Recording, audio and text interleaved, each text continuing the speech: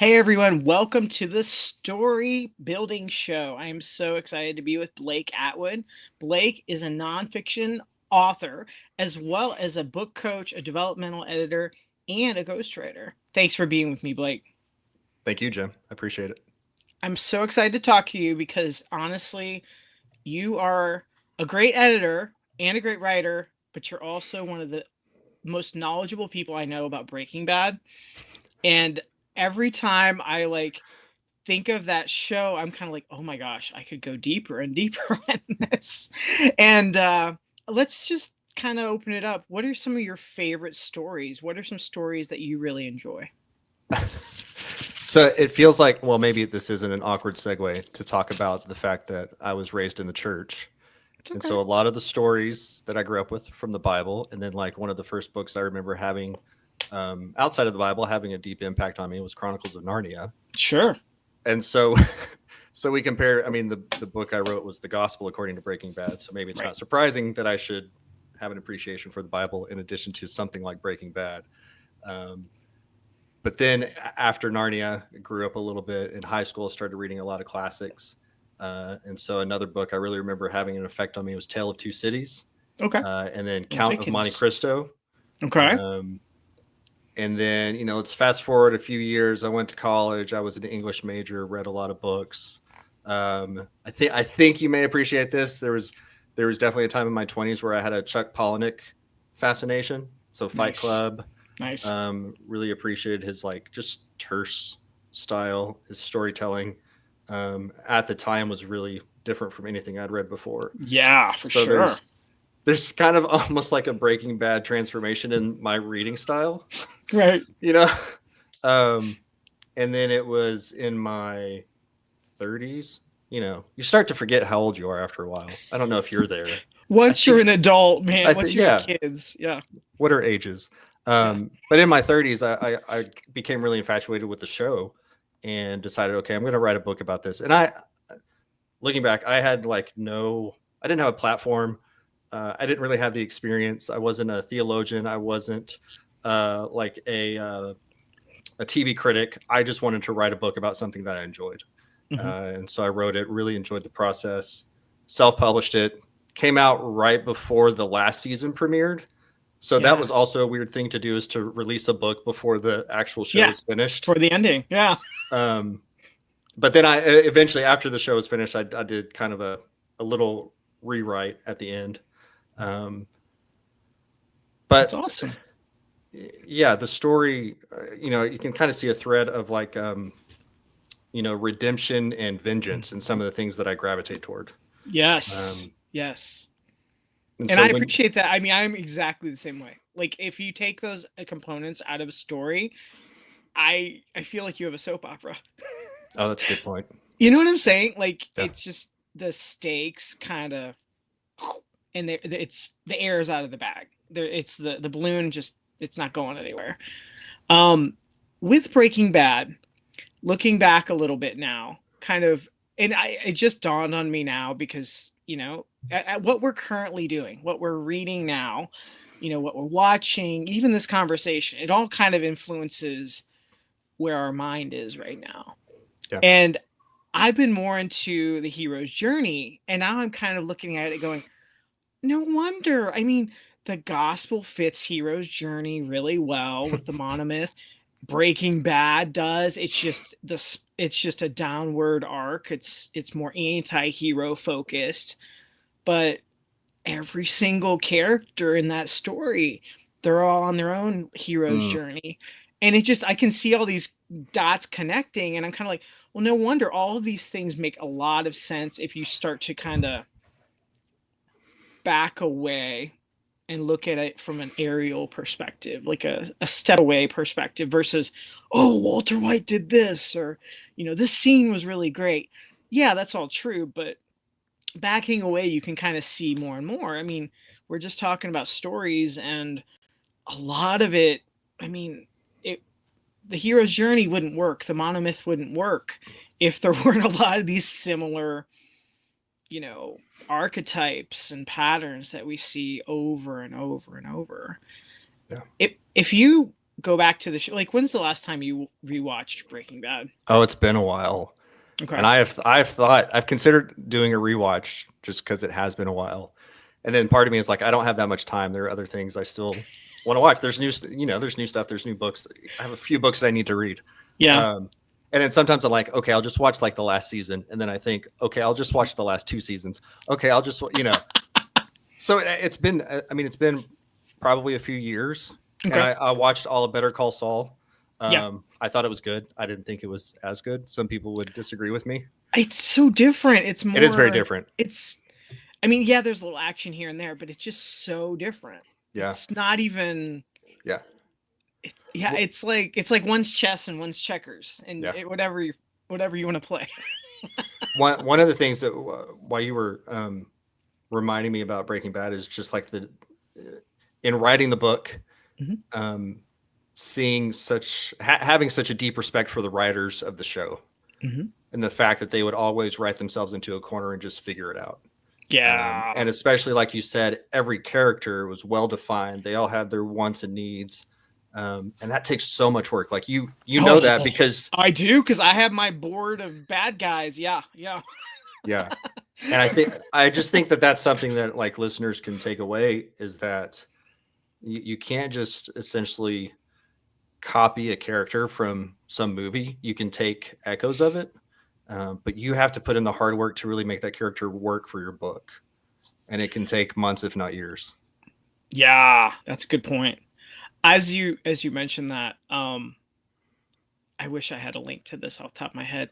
Vince Gilligan shared how they actually wrote the show, and you probably know this already, right? How they would break the story, Yeah. BREAK, and note cards, figuring out literally everything, and essentially is beat by beat through the whole story. Yeah. And I'm constantly thinking about that because it's one of those little videos that sticks with you. And another one was, where is this character's head at? Just constantly asking that question. I mean, literally, I do that every single day. I'm like, okay, where is this character's head at? Where is this character's head at? And you might even appreciate this for a nonfiction angle, but just a little twist on it. Where's the reader's head at in the context of the chapter Yeah. or the overarching story of the book? And it's like, did you just hit them some heavy stuff, like a heavier chapter? You can't go heavy. I mean, you'll knock them out, right? Yeah. You have to kind of mix in, like, okay, let's make it a little lighter. I'm not saying necessarily even humor, but lighter topics, easier to kind of go through. But yeah, I love the angle of where's the character's head at, where's the reader's head at.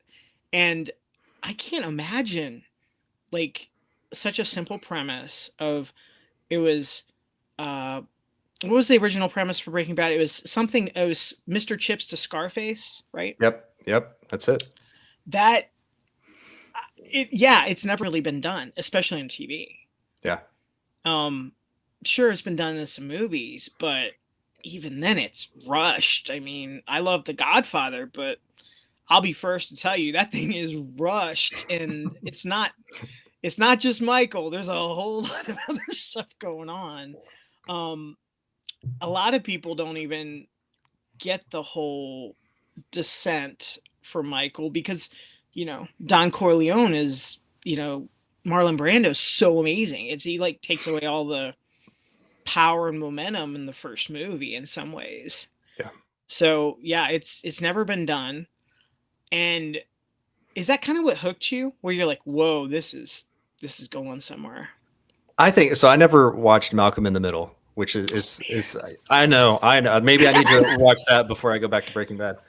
But I'd seen clips, of course, like Sure. seen Bryan Cranston. To So see funny. somebody that's so like a comedic genius Yeah. have a role like that, Yeah. which automatically made me want Walter White to be redeemed in the end. And so I was suckered in from the get-go. I was like, oh yeah, this guy's terrible. He's doing terrible things. I think there's still hope for him. Like hope springs eternal. And even in the book, in my book, when I wrote it, released it before the last season came out, before we knew how it all ended, I was still like, it can happen. It can happen. Yeah. Um, and I think it's like the storyteller's trick Yeah. of using a character like Bryan Cranston, an actor like Bryan Cranston, Yeah. to bring that character to life, to make us root for him. I think the fact that Walter White was it was a perfect storm of writing, and I mean they Yeah. clearly crafted it great, but like, okay, pregnant wife, dead end job, getting cancer, disabled or handicapped son. It was like all these. Oh, by the way, your brother-in-law, total blowhard jerk, and oh, guess what?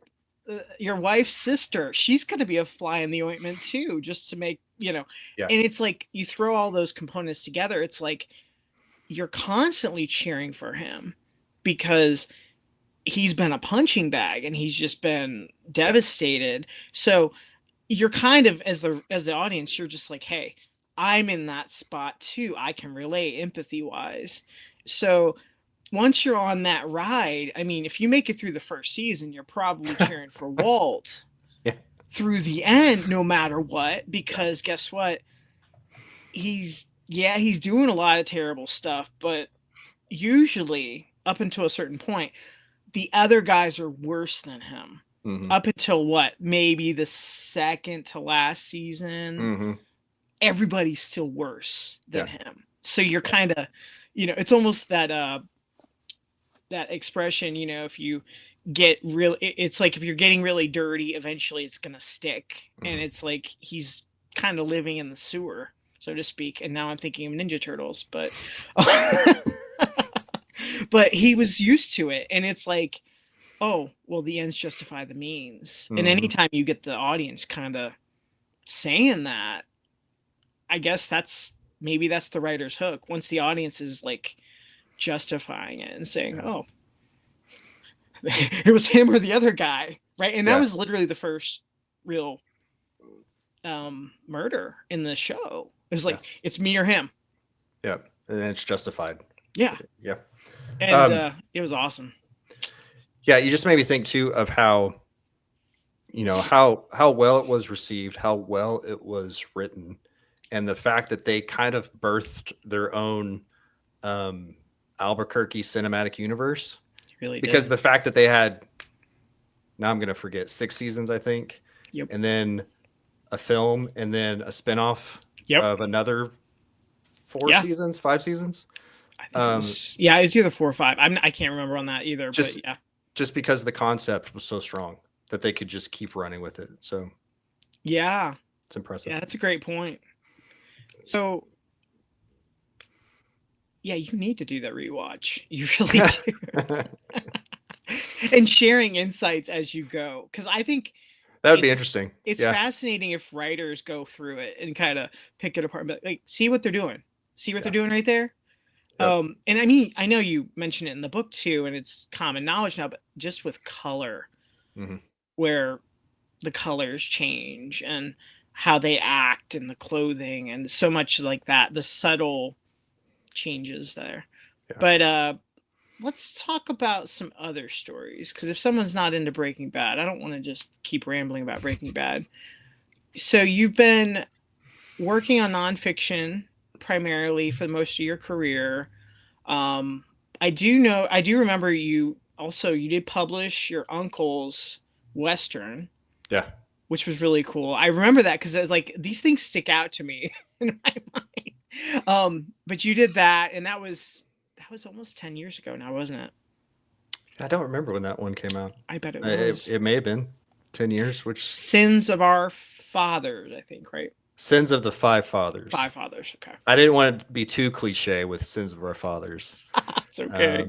And hopefully, so the brief story is that my uncle passed away way too early, and he was a Lutheran minister, but he also wrote all the time, and he wrote this murder mystery set in Utah, and it's kind of a contemporary Western. And the sad thing, and it was a great book. So another trivia part is that before that, he had sent me like this fantasy novel, very Lord of the Rings-esque. I read it, and I told him, I was like, I felt terrible because I was like, I just don't think this is working. Right. And then later he sent me what would become Sins of the Five Fathers, and I was like, this is really good. Like this Wow. this is good. And he had ideas for a series, and I saw some of the That's brief awesome. notes, and I'm like, I so wish this could have become a series. And so after he passed, I just self-published it, and people really like it. Like if you like Yeah. the Longmire series of books, it's Nice. up your alley. That's fantastic. That's fantastic. And you've written, I know you remember Don't Fear the Reaper was your editing book Ages ago, ages ages ago. ago. I I feel like remember that's this one so though. long ago. Um because the title was so funny too. But it's such a great guide for working with an editor. Yeah, thank And you. as a writer, I mean, frankly, I feel the same way still, even this far in my own career. Like working with a new editor, it's like dating. Yeah. I went through 4 on my first fiction novel, and I was like, it was like Goldilocks, like too hot, too cold. I was trying to get it Yeah. right, and I went through like 4. Can And can I ask a question? please. What and I mean, what made you say no to somebody? Can you remember kind of specific things that? Oh yeah. Well, first off, you can tell if they get the tone right or not. Like if they understand the concept. Yeah. Especially, I mean, fiction's it's definitely chess. In some ways it's like the 3D chess, like Big Bang Theory, where you've got like this is a very tricky thing because characters have to feel real. Um I would say if someone's too focused on grammar over story Yeah. in fiction, they don't get it. Yeah. Unless you're bringing them on for, like, if you're explicitly, like, if you say, hey, I'm looking for a copy editor, help me with my grammar, then you're like, okay. um I think for the most part, to edit it well, you have to read it too. And I think some editors, I'm serious. I mean, you're laughing, but I'm serious. I think some editors Get say, it. hey, I'm an editor, I can edit it all. Yeah. First, like Blake, if you talk to me, hey, I got this book. Yeah. If it's sci-fi, unless it's like really like Star Wars, which is really more of a Western with some sci-fi thrown in and Yeah. lightsabers and blasters, I'm probably gonna be like, look, man, it's not really my bag. Here are some other great folks I'd love to connect you with. If it's fantasy, I would say the same thing. And I'm like, I think you really have to nail that genre with fiction. Nonfiction, I think there is more leeway, but even then, you've got to understand that Yeah. ideal reader. Yep. Um, and also too, I mean, you've probably seen this as well. It's like, are they easy to communicate with? Is about 95% of the battle. Yeah. An editor that's overbooked ain't gonna do a good job for you. Yep.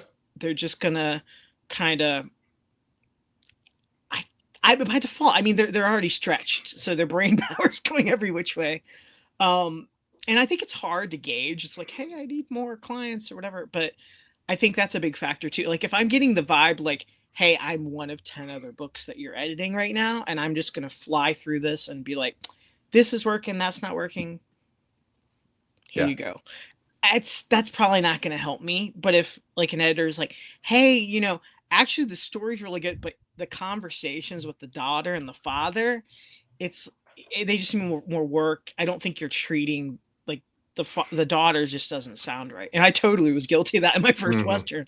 And then I worked on it more. I said, okay, well, let's put some skin on it. Let's cast them. Let's figure out how they talk. Let's make them a real person. But yeah, I think so much of it's just like, do they communicate well? Because we have to be able to communicate well if we're gonna tell stories. Yeah.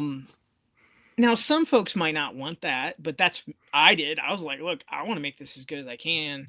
Some folks might just be like, let mark it up and let's move it down the line. Yeah. I think especially newer authors, they need some hand holding and encouragement, and tell them what's working, tell them what's not working, tell them what you can improve. Yeah. I think whenever an author is reaching out to an editor, the more they can set their expectations up front, the better. So like the author needs to do Yeah. their due diligence on researching an editor that they want to work with. And like don't use your first contact point as like a fact finding mission that you could have figured out online, Right. but use it to set expectations. And yeah, like especially first time authors, they're going to have questions about like I don't really know what I need. They're going to say like I need editing. Did you know that there are 4 types of editing? And that they cost Yeah. differently, and the size of your manuscript is going to change how much you might get charged. Sure. So there are tons of questions that are okay to ask, but I think if the author can have as clear of an idea as possible of what they think they need, then the Mm-hmm. editor can make a better assessment. Because that's what I find a lot is Makes they just don't know sense. what they need, and so you spend a lot of time kind of spinning your wheels and trying to figure out, well, how can I best help them? I think assuming the budget is right and assuming you can find out the information, which thankfully a lot of stuff is available now online. But if you know, hey, again, assuming it's self-pubbed, if it's traditional, you could still figure it out. You just have to do more work. But if you find a book you really dig, it's worth reaching out to that author Yeah. and just asking. I mean, hey, do you have any recommendations? It might be their own author or their own editor. It might Hmm. be somebody else, but you know, a lot of books have probably had a few editors in there. Um, I know with you, Blake, you helped with the Atomic Habits, and it was like that was one of your books that you helped edit, but there were probably a couple other in the mix, right? Hmm.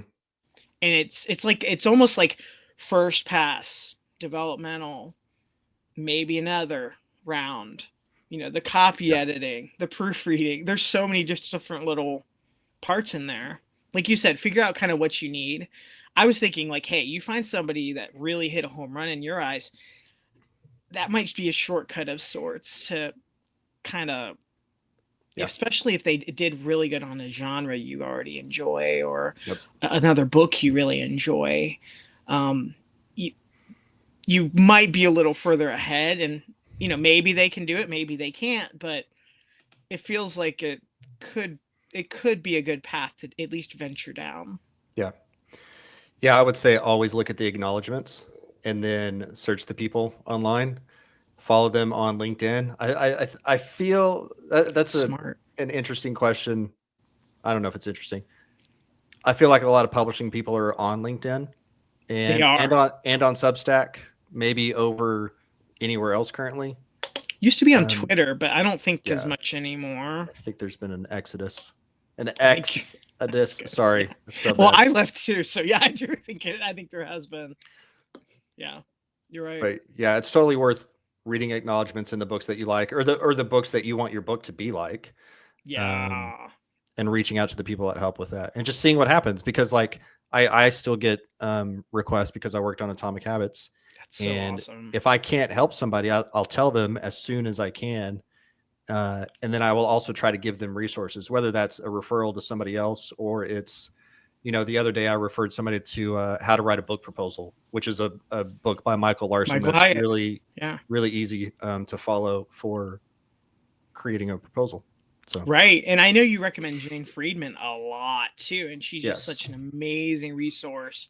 And if she doesn't know she has resources, she'll point you to. Yeah. It's almost like you have your, have your toolbox ready to go, which is awesome because most early writers, I feel like you Google some of these terms, you start to see what they're seeing, how to self-publish a book. You might as well be asking how to create gold. I mean, it's like the same idea, right? It's like how do you find a unicorn? I mean, this is like you're going to get a million different responses. So, um, but yeah, I think that's really good, Blake. As you've been back at it now, kind of just as an editor working with different clients now. It's been a little over a year, right? Yeah, that's right. Okay. Has it changed? Because you took a break there where you were working with just one employer. I want to say for about what, 6 years? 5 years. Okay. Close. And has it changed much since, or is it like, oh, wow, this is new? Yeah, The biggest change that I noticed is just that there are more hybrid publishing options Mm, that I would say are better than what they used to be. So way back when I first freelanced, I would say you could self-publish, you could try to get a traditional publishing deal, or you could vanity publish.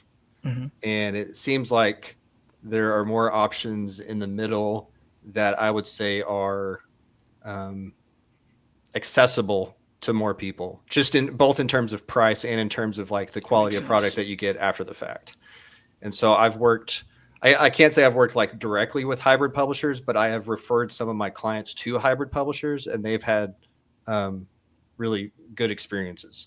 That's So great. that makes me feel good when I send somebody, because I sent them based on somebody else's referral, Yeah. and then they come back and said, "Yeah, it was great. We have a book." There's one. I'm trying to point it out. I think it's right there, but you can barely see it. Um, a book that just published earlier this year. It's called Eating with God's Fork, Okay. and it's about a church planting ministry. That's awesome. And it was published with Streamline Books, and they're a hybrid publisher. Just to throw a name out That's there and an cool. example, Yeah. I Appreciate think that. that's the biggest shift I've personally seen just from the work that I've done. No AI 5 years ago. I mean, that's a minor shift. Just minor. It's just little. I mean, no, that's a very good point. And I still, I mean, I use it in some of my just like daily work. I don't use I it. think most people are honestly now. Oh yeah, If they're in the know, I I think they are. I think you have to, or I think you're going to get left behind. Um, I agree completely, especially with research. yep, It's baked into Google yep, and Gemini, like doing deep research. Obviously, we still have to do our due diligence, check the links. Are the yep. links right? Is the info right? But I I saw some research and I was like just in awe because it was like a 20-page report, in depth, spreadsheet, you name it. It Yeah, took like 2 minutes. And I was yeah. like, that would have taken me 10 hours easy of monotonous hard work to do Yeah. that. Can I? This is slightly off topic, but I got to Please share it no. because I think you'll appreciate this. And we didn't talk about this. So my son is 9 years old, and he likes to write. He's a great writer, That's and he will awesome. write these little stories. And then he'll come into my office and he'll say, "Dad, can we make a podcast?" And so by that he means I put his story into Notebook LLM or Notebook LM. It's Mhm. Google's service. And I upload his PDF, and then Google spits out a 10-minute podcast with two hosts that are talking about his story. Wow. And then we use Google's image generator to create a picture based on his book, and then Wow. we create a YouTube video Wow. of his podcast, and it just has the one visual of Right. the one image, so it's Yeah. not crazy, but it's That's it's a thing we awesome. do, and it's so fun. That's cool. So it's a fun way to use AI. But yeah, I That's cool. And that's not really like harmful, yeah, hurting art, no plagiarism, no stealing. This yeah, is like using, I mean, let's be honest, the voice thing is not, that's not a problem. That's the voices on for recording. They've been around forever. hmm But yeah, that's really cool. but with like back to like the work that we do, I've had clients a lot more recently. They'll be upfront and say, "I used AI for XYZ." Mhm. Usually, it's for research. I did have one person recently say, I kind of generated a first draft that I edited a lot. So Yeah. I do appreciate when clients, like, I want clients to be upfront about how they're using AI because I need to know that to Yeah. best help them.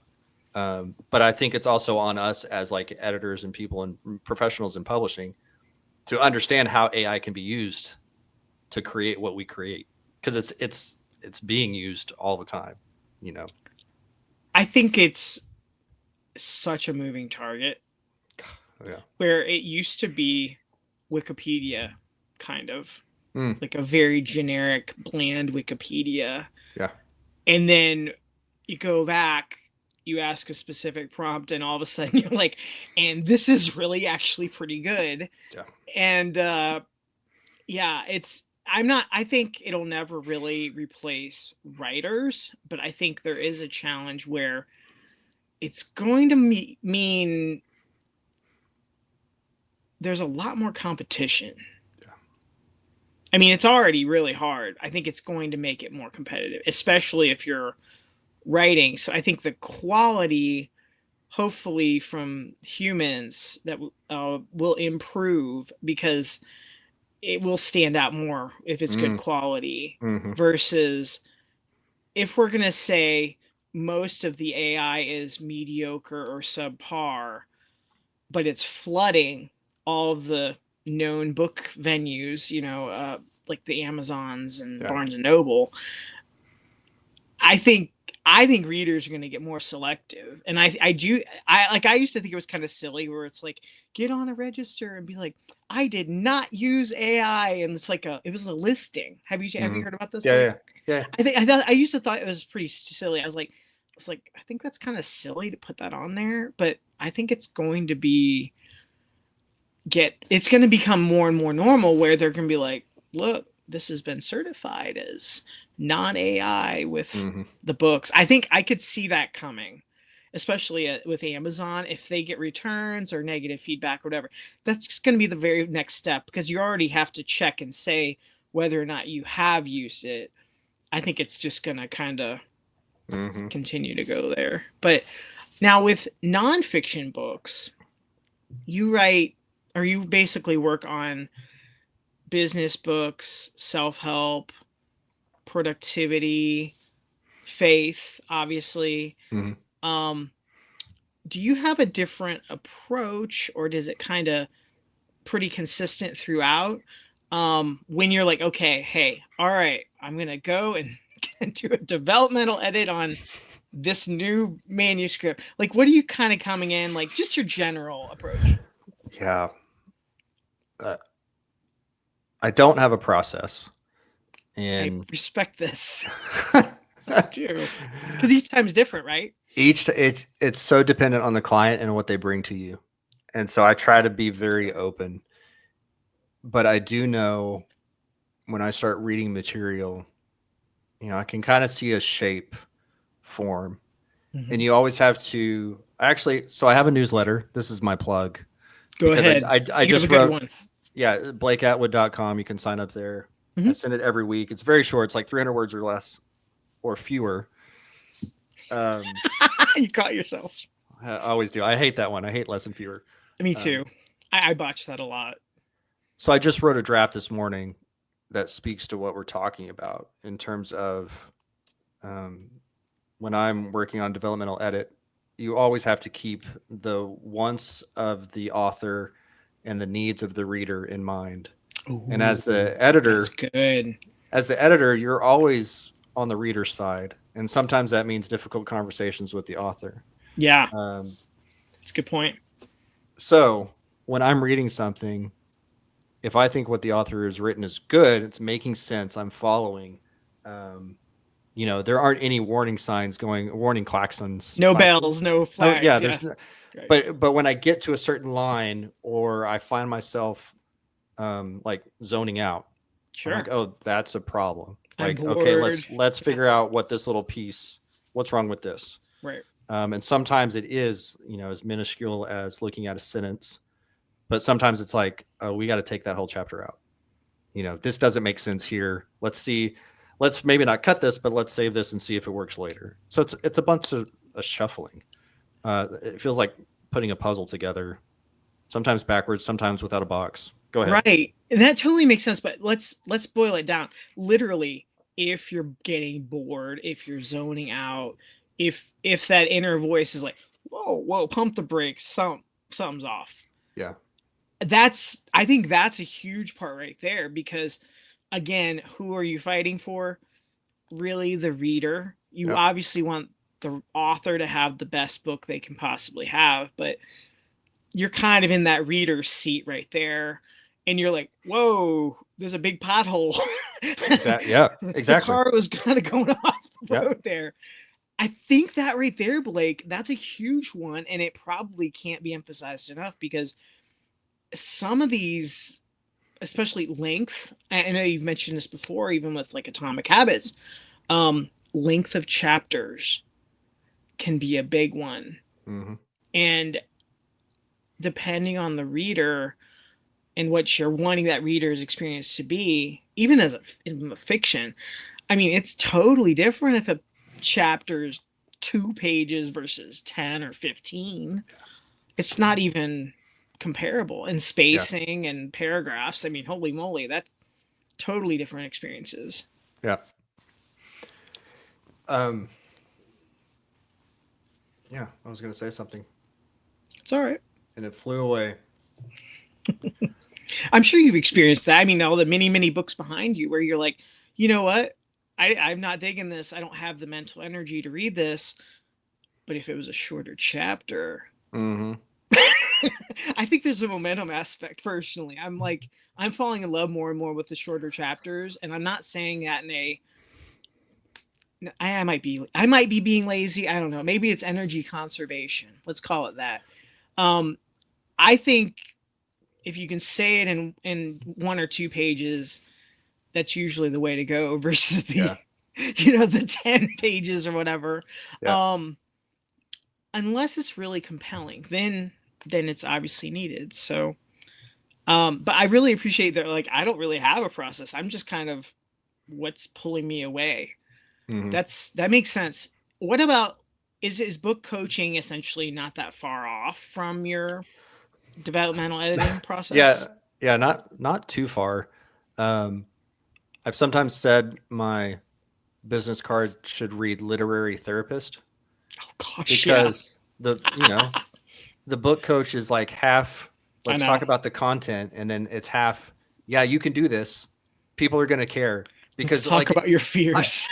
yeah, I shouldn't be surprised anymore, but I work with, some high profile people that do a lot of good work that are like Doesn't just matter. go go go, Right. and then they share with me, they're like, nobody's going to like this. Yeah. But this book is terrible, and I have to reassure them. I'm like, you're just saying that because you've You're stared at normal. it for like 2 years and you're tired of it and you hate it, but you don't understand that it's actually gold.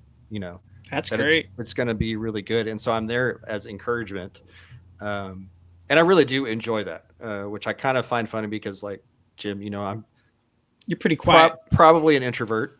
Um, You make me look like an extrovert, which is yeah, pretty impressive because yeah, but I get that with the book coaching, because I mean I do the same, and it's really, it's so much behind the scenes, and I feel like every single, like, the making of the book could be almost as good as the book. mm, I don't know if you've ever seen Apocalypse Now, hmm, but I kid you not, the making of documentary hmm, is like better than the movie. And it's like behind the scenes, if you knew all of hmm, the things happening, um not to toot my own horn, but like I found a freaking nail in my tire this morning, and I was going to go right to, at the co-working space, so I'm like, grr. yeah, I was like, Fooey, I'm just gonna take my Alpha Smart Neo and I'm gonna go in the tire shop and I'm gonna write right there. And I'm getting weird looks from all the people in there, but I'm kind of like, whatever. I'm a writer. I'm used to it. And I'm right, writing in there while they're working on the tire and all this. And I have a feeling that, I mean, that's like the tip of the iceberg. It's like, yeah, I was came up with this great idea when I was playing with my kids, and I yeah, this one night I wasn't sleeping and I came up with this idea. And it's like there's so much behind the scenes. I think everyone's kind of very much on the same page with that. It's just we've never really look at it or think about it. I mean, I remember calling my book coach once when I was like really, really stuck. And I was like, why am I doing this? Why am I doing this to myself? yeah, Very similar to what you're saying. And he's like, just just write one sentence. Just write one paragraph. That's because he could tell I was like getting pulled every which way. And this is a Chuck Palahniuk thing, but most books, they're really about something else mm, underneath the surface. hmm, Um, like there's something more going on than just the story. And I think that could even apply to nonfiction too, where it's like, and what's that author really going through as they're, making this book? Yeah. So it can definitely feel a lot like therapy. And honestly, anything that anyone tells me anymore, I'm never surprised. Like never. Nothing surprises me, which might be good or bad. I'm not sure there, Blake. Yeah. You're just experienced. Maybe that's I it. think that's But good. And I know a lot of my clients, they feel relieved when I tell them like other people I've worked with have felt the same way, oh, and sometimes they can't believe that but they're so, kind of mired in it that they deep. just don't understand. This is like the process of writing a book. I Yeah. mean, I would say if it's not painful, then you're not doing it right. Now you also do ghostwriting while doing all editing, while doing the book coaching. Obviously, lots of balls up in the air. You're helping your son do a podcast. You're, a husband. You used to play the drums. You might not have Still as do. much time. You still Still do. do. That's awesome. Yeah. I'm playing So Sunday. you've got lots of stuff going on here. Any tricks for switching hats? Because I think that's a lot. I mean, I feel like a slacker in comparison to you because I don't do all those fun things like you do. I do play guitar, but I can't even play drums at all. But I'm saying you're switching hats. Any tips there? Whew.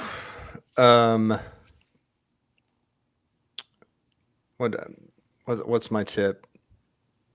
If you don't have a process, that's totally fine. Yeah, I know. It's totally fine. No, I do have like a, kind of a rudimentary calendar that I try to estimate how much work I can feasibly take on. And so it's like what you said earlier. Like, I don't want to be that editor who just keeps on taking on work and then you Too can't thin. reach me, Yeah. because like, if we're working together, we're working together. We're in it.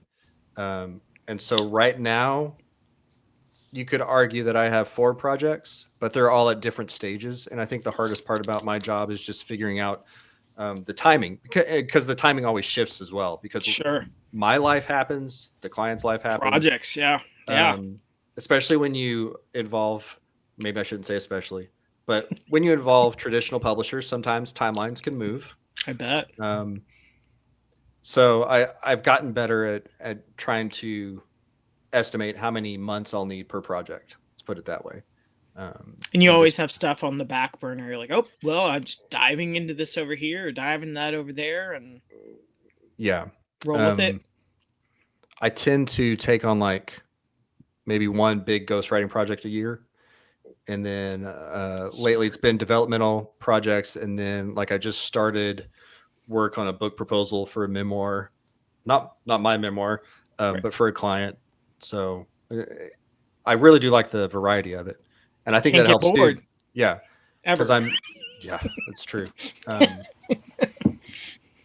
So I don't know if that's helpful, but no, it is. I where I'm at. think you're like, okay, estimate, expect interruptions, you have a plan, but it's on the calendar and you're kind of gauging from there, which I think most of us really are doing. I hesitate to say that very loud out, as a former productivity guru guy. I'm like, yeah, we're not supposed to use our Google Calendar to plot, but the reality is with family and life, that's kind of what. and it also honestly goes hand in hand with like the financial aspect of it. Fair. Because the payouts are so random in terms of when they come, and you don't, even though, so my wife's a CPA, much smarter than I am, and I pay myself a salary, a set amount every 2 weeks. Yeah. And so that really helps with keeping us consistent on budget, but also plotting out the amount of work that I have coming up helps me see, well, I have this much money in the bank right now. How much more do I need to get to where we want to get to? That's smart. That's very organized. That is why I was a bad accountant right there, because that is not my Thus your pivot. There's a reason I said that. There's a reason I moved. I was like, no, that's not. Let me go explore new worlds and characters. That's way more fun. I agree. Any parting words for other writers and story builders who are kind of, I mean, I know you've covered a lot of great stuff here already, but anything that comes to mind? Because, let's talk to Blake a few years ago before you put out your, Yeah. Gospel According to Breaking Bad. Someone Yeah. who's just putting out their first book. Yeah, I mean it's part the Anne Lamott advice that I'll say a little bit more nicely is, write your crappy first draft. Mm-hmm. But then I'll add to it, and she may add to it in Bird by Bird as well. But like, don't be afraid of letting other people see it. I think that's such a big step, and maybe it doesn't have to be like your friends and family, Right. because if you actually want to get viable feedback, you need to get into a writers group, or you Yeah. need to join like an online seminar where you can share your work and get feedback on it, or you hire an editor. I would say wait on hiring an editor until you have something that you want to publish, Right. but really like put in the reps and just build up your writer's ego. And I mean that in all of the ways of like, That's have that great. confidence that your words are worth something, but Yeah. also like be strong enough that you can withstand criticism, That's because it's not awesome. criticizing you as a person, it's just criticizing your writing so that it can be better for your audience. That's fantastic. What a great recap. If Yeah. folks want to, are like, hey, wow, I like this Blake guy. I want to work with him. Would you prefer them come to your website? Yes. It's Awesome. just blakeatwood.com. There's a contact form. You can tell me about your project. I'm currently booked for the next couple of months, but you can still tell me about it. Fantastic. Thank you so much, Blake. Really appreciate you. Thank you, Jim. You bet.